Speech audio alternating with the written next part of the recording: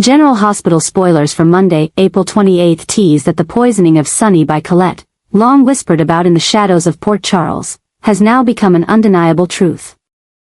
After days of Sonny suffering from strange and worsening health issues, from brief dizzy spells to sudden blackouts, everything has pointed to one singular conclusion. He isn't just ill, he has been poisoned. Final test results confirmed what many close to Sonny had feared but dared not say out loud: Colette, the woman entrusted with caring for him during his special treatment in Europe, is the one behind the poisoning plot. She didn't act recklessly or openly, but through a series of meticulously planned actions, under the perfect guise of a devoted and loyal nurse, Colette methodically executed her plan. Using subtle methods, she introduced small doses of poison, cleverly dissolved into his medications, food, and even recovery support vitamins. The toxin was designed not to trigger immediate shock but to slowly dismantle bodily systems, causing total debilitation and making the victim lose control of his own self. Step by step. Nothing appeared out of the ordinary. Sonny's symptoms could easily be attributed to stress, age, or lingering trauma from his past. But when he began to lose awareness of his surroundings, when his memory started to fade, and his behavior grew erratic, close allies like Jason and Carly realized something far more serious was happening. The confirmation that Colette was the perpetrator wasn't just a direct blow to Sonny, it was a brutal wake-up call to the entire power structure he had built over the years. Colette was not acting alone. Data from her phone, computer, and travel history revealed ties to a mysterious organization, an enemy network that had long been targeting Sonny, gathering intel, recruiting insiders, and waiting for the perfect opportunity to strike. And that moment came when Sonny was at his weakest, when his trust once again fell into the wrong hands. Sonny's current condition is critical.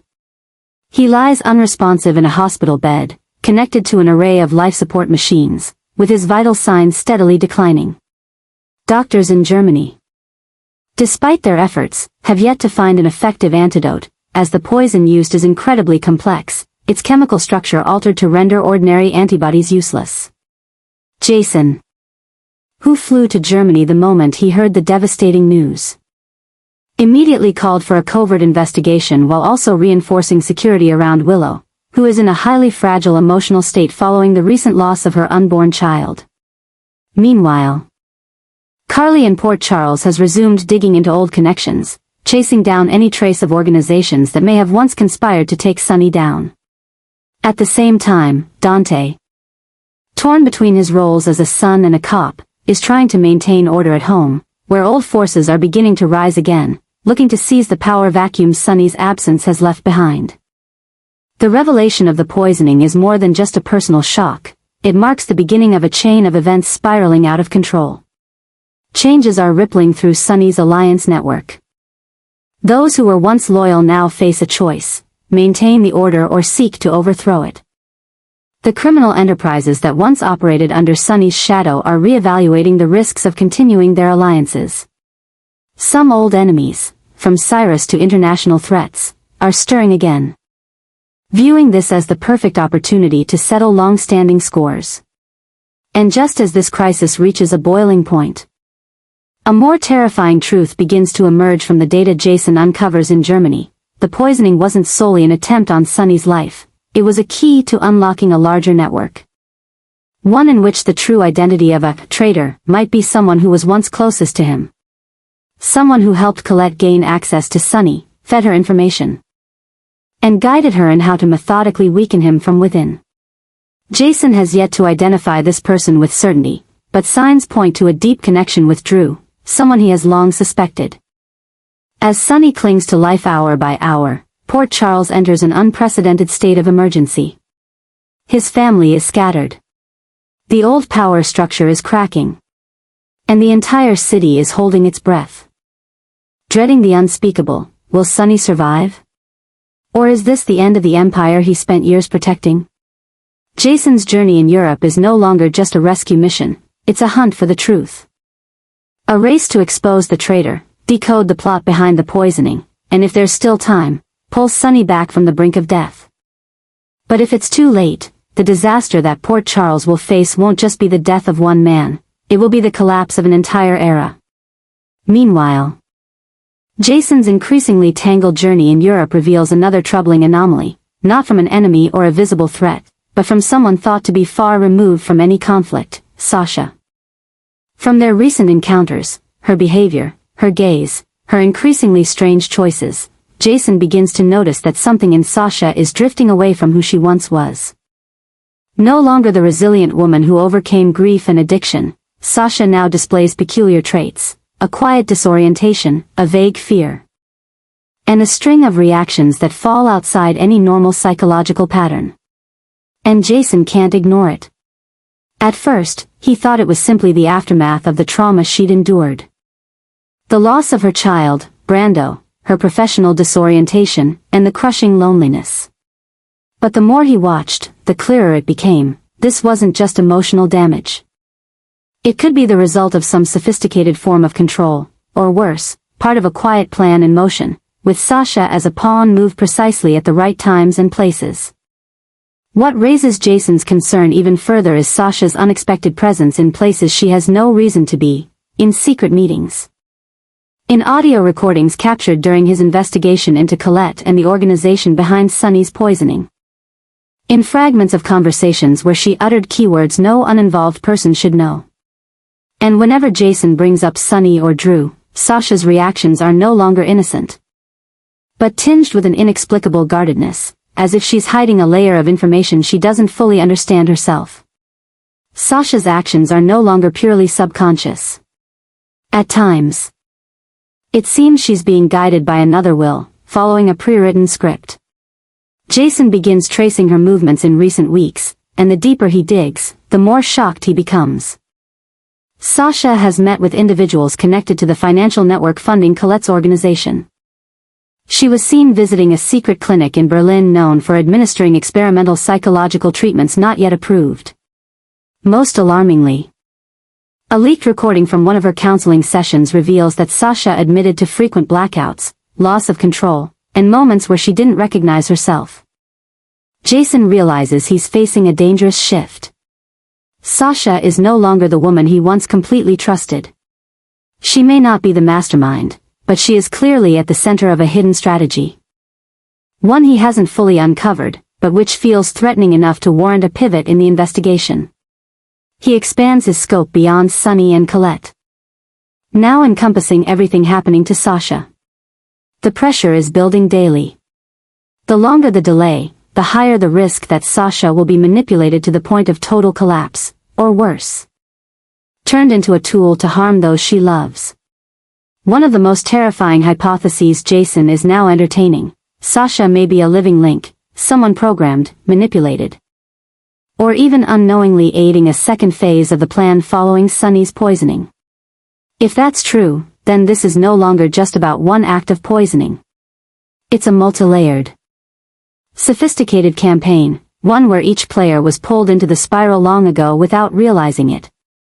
And if Jason doesn't act fast, Port Charles will enter a new era of chaos, where control no longer belongs to the power players they've come to rely on, but to forces in the shadows. And Sasha, tragically, may be the key to unlocking a truth darker than they ever imagined. Professor Dalton is gradually becoming the center of attention in Port Charles, but not for the academic achievements or research milestones that people assume. The special interest Jocelyn shows in him is not merely the respectful admiration of a student for her teacher, but something deeper, more layered, filled with emotion, calculation, and unspoken suspicion. With her natural intelligence and sharp observational skills, Jocelyn has quickly realized that Dalton is no ordinary professor. What he knows, how he handles information, and especially the way he always seems to be in the right place at the right time, all of it triggers a sense of unease in her, something both alluring and dangerous. Her interest in him didn't arise by chance. She once saw Dalton attending a medical seminar that should have been restricted to healthcare professionals. She also accidentally overheard him speaking German on the phone with a stranger, a language she never expected him to use in daily life. But most striking of all is Dalton's gaze, one that once gave her chills, making her feel exposed, as if he could see straight through her thoughts. Jocelyn isn't someone who lets emotions cloud her judgment. But this time, she's being pulled into a strange vortex, a mix of curiosity, fascination, and a growing obsession she can't yet define. She feels drawn to an invisible force she cannot resist, compelling her to dig deeper, get closer, and even devise a plan to connect with Dalton, even if it's just a first step. In her mind, this isn't just about satisfying curiosity. It's about uncovering who Dalton really is, what he's doing in Port Charles, and whether his presence is connected to the series of bizarre events that have unfolded recently. The true madness begins when Jocelyn decides to initiate contact, a strategic approach she carefully builds around Dalton's teaching schedule, daily habits, and the topics he subtly slips into lectures that she believes carry hidden meanings.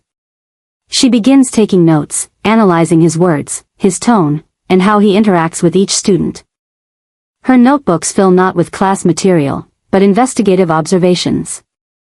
Every small detail, from the pen he always carries to the way he dodges personal questions, becomes part of a bigger picture forming in her mind. She starts to suspect Dalton isn't just here to teach. He could be planted, by a medical organization, a special research unit, or even an underground faction quietly operating in Port Charles. And if that's true, his presence isn't just academic, it's the beginning of a long game that Jocelyn may now be unknowingly part of. Things get more serious when Jocelyn starts feeling like she's no longer the observer, but the one being watched. Stray glances in the school hallway, emails with no sender info. The eerie sense that someone has been through her dorm room desk. She knows that continuing down this path will put her in danger. But Jocelyn won't back down. She's never been the type to stop when she feels the truth is just within reach. And this time, more than ever, she's ready to go further, even if it leads her into a maze with no exit. She starts asking the real questions. Could Dalton be connected to what's happening with Sonny in Europe? Could he be the link between those working to dismantle the order in Port Charles? And can she uncover something vital before Dalton realizes she's onto him?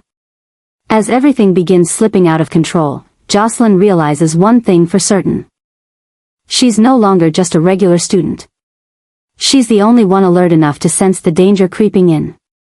And because of that, she must act first, before Port Charles is once again swept into a storm that no one can stop.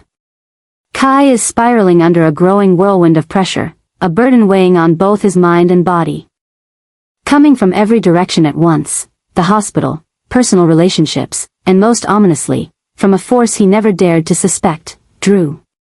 At first, Kai was just a patient, holding on to the hope that a risky surgery could free him from paralysis.